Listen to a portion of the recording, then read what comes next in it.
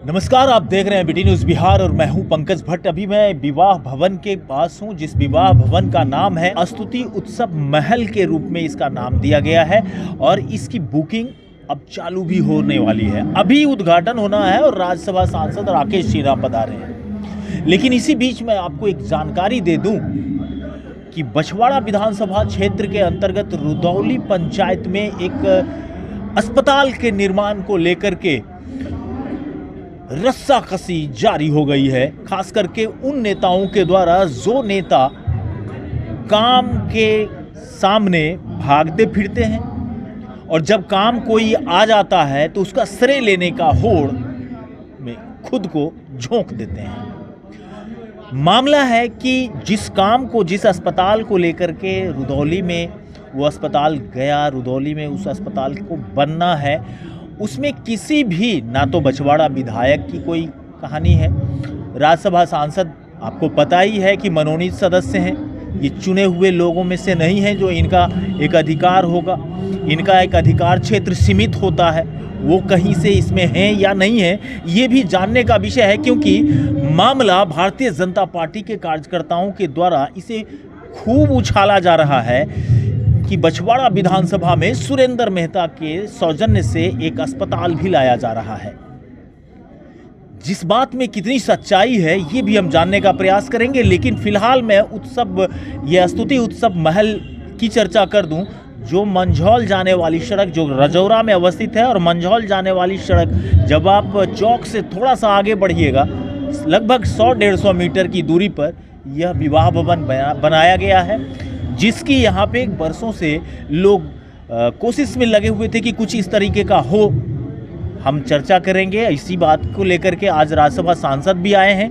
लेकिन एक चर्चा जो मेरे जहन में चल रही है कि यहाँ सहकारिता से भी संबंधित कुछ लोग मौजूद हैं, जिनसे हम ये भी जानने का प्रयास करेंगे कि विवाह भवन यह तो बिल्कुल निजी स्तर पर बनाया गया है, कोऑपरेटिव के स्टाइल से या सोसाइटी के स्टाइल या सहकारिता के सहयोग से कोई विवाह भवन, कोई धर्मशाला, कोई ऐसी चीज़ क्यों नहीं बनाई जाती जहां गरीब लोग कम से कम पैसा खर्च करके अपने बच्चों की शादी करा सकते हैं।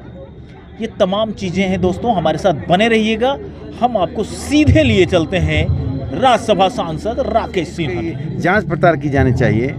श्रम यहाँ का, पानी यहाँ का, हवा यहाँ का, दुष्परिणाम तो इसे मिल रहा है, लेकिन लाभ यहाँ के नौजवानों को नहीं मिल रहा है। तो मुझे यही लगता है कि श्रेय की बात नहीं होनी चाहिए, बेगूसराय के लोगों के विकास की, बेगूसराय के बेटों को रोजगार की, बेगूसराय के रोगियों के स्वास्थ्य की बात होनी चाहिए।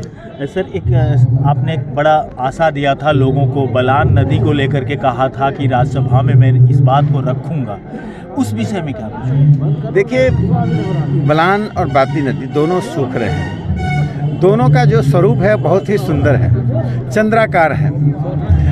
बहुत ही कम ऐसी नदियां मिलेंगी जिनका यह प्राकृतिक स्वरूप होता है। यदि यह नदी गुजरात में, महाराष्ट्र में, कर्नाटक में, तमिलनाडु में होती तो इस नदी के चारों ओर पर्यटन की सुविधाएं बढ़ती हैं, और बिहार में नदी सूख रही है। दुर्भाग्य से नदी का विषय राज्य का विषय है, जल का विषय राज्य का विषय है। मैंने केंद्र सरकार से अपील की है कि ये सूखती नदी को, उपेक्षित नदी पर सहायता की जाए, लेकिन राज्य सरकार निर्दयता के साथ बनी हुई है। लेकिन मैं एक बात का आश्वासन देना चाहता हूँ, किसी मुद्दे को जब मैं उठाता हूँ तो वह सिर्फ उठाने के लिए उठाता हूँ। उसके दो उद्देश्य होते हैं। एक तो जन चेतना बढ़े, लोगों को अपने धरोहर के प्रति, अपने संसाधनों के प्रति चेतना जागरूक हो। दूसरा, संवाद और संघर्ष के द्वारा उसका निदान निकले। कब निकलेगा यह हमें मालूम नहीं, लेकिन निदान निकलेगा जब जन चेतना जगती है और उसकी ओर अग्रसर होती है। सर, बिहार में कहा जाता है कि पुलिस आपकी बातों को अपने अंदर रखेगी, बाहर नहीं जाने देगी, लेकिन वो निजता भी समाप्त हो जाती है। खास करके विभिन्न थानों में ड्राइवर सरकारी नहीं होने के वजह से ये निजता लोगों की भंग हो रही है।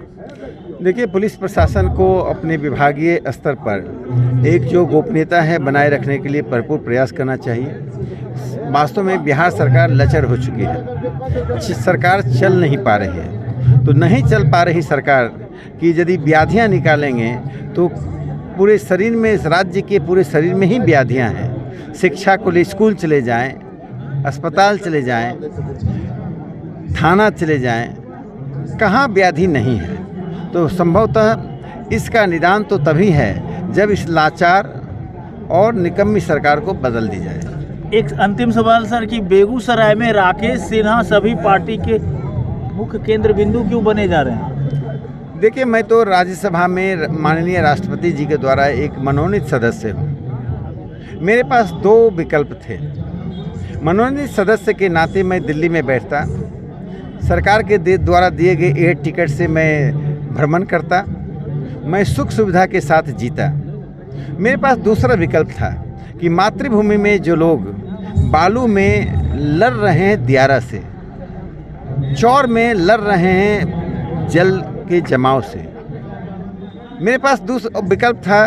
जो एक पुल असंभव माना जा रहा था, उसको संभव करने के लिए प्रधानमंत्री नरेंद्र मोदी जी का जो नारा है, कुछ भी नामुमकिन नहीं है, वो सामो पुल बने। मेरे पास एक विकल्प था कि कांवड़ झील को अंतर्राष्ट्रीय स्तर पर ले जाया जाए। मेरे पास एक और विकल्प था कि मोइन झील, जिसको नाव कोठी से बाहर लोग नहीं जानते थे, चक मुजफ्फरपुर में झील है, उसको मैं राज्यसभा में उठाकर उस झील को राष्ट्रीय स्तर पर ले जाऊं। तो इन विकल्पों को मैंने चुना। और यदि चुनाव की दृष्टि से मैं काम करता तो मेघालय के शिलोंग से 70 किलोमीटर दूर बांग्लादेश के बॉर्डर पर कोंगथोंग गांव को गोद लेकर 4 साल काम करके उसे मैं राष्ट्रीय स्तर पर सर्वोत्तम गांव बनाने के लिए प्रयास नहीं करता। और 2023 में भारत सरकार ने सर्वोत्तम गांव दिया और हमारे बेगूसराय के लोकप्रिय सांसद गिरिराज सिंह जी जिस विभाग की मंत्री हैं, रूरल डेवलपमेंट मिनिस्ट्री, उस मंत्रालय के वेबसाइट पर मेरे गांव का वह चमकता हुआ स्वरूप, उसका वीडियो, मेरा इंटरव्यू उपलब्ध है कि कैसे कोंगथोंग भारत का एक आदर्श सांसद योजना के अंतर्गत, सांसद आदर्श ग्राम योजना के अंतर्गत एक सर्वोत्तम गांव के रूप में उभरा है। तो चुनाव जिस राजनीतिज्ञ की दृष्टि होती है, उस चुनाव में मेढक की तरह उभरता है, मेढक की तरह होता है। मैं राज्यसभा में 2018 से आया, तब से निरंतर कभी मेघालय में, कभी अपने मातृभूमि में काम करता रहा हूँ। इसे चुनाव केंद्रित मैं ना राजनीति करता हूँ, न मेरी दृष्टि। क्या मुझसे अपेक्षा है, क्या मुझे करना चाहिए? एक बात मैं ज़रूर जानना चाहता हूँ कि जिस चप्पल में, जिस कपड़े में मैं हूँ, सांसद का अवधि समाप्त हो तो मेरी धन थोड़ी कम हो जाए, बढ़े नहीं। बढ़ा हुआ धन एक जनप्रतिनिधि के लिए शोभा नहीं देता है।